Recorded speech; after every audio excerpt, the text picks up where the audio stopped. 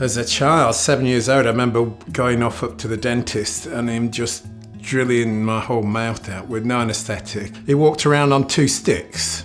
And so when he did the drilling, his nurse had to hold him upright. I'm getting nervous now just talking about it. I spent a lot of time trying to hide my teeth until I got to the denture stage when my top teeth just started falling out, really.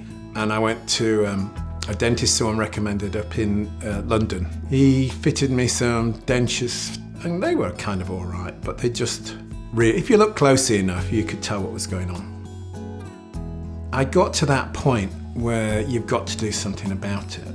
And a friend of mine who's in an orchestra and said she'd been here and had implants. And if you play a wind instrument in an orchestra, you have to have good teeth. So I thought that was a good recommendation. That's why I ended up here. And I felt welcome immediately.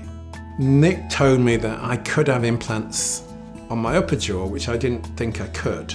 He gave me a lot of confidence in what he could do. He had a very good manner about him. And it doesn't hurt. You know, it's not like when I was a kid, when it really did hurt a lot. It's almost like being given a new lease of life and saying, look, it's your second set of teeth. It's just wonderful to be normal again after all those years. And I said this as Harley Street service out of town, really. Because I've been to Harley Street dentists and this feels better.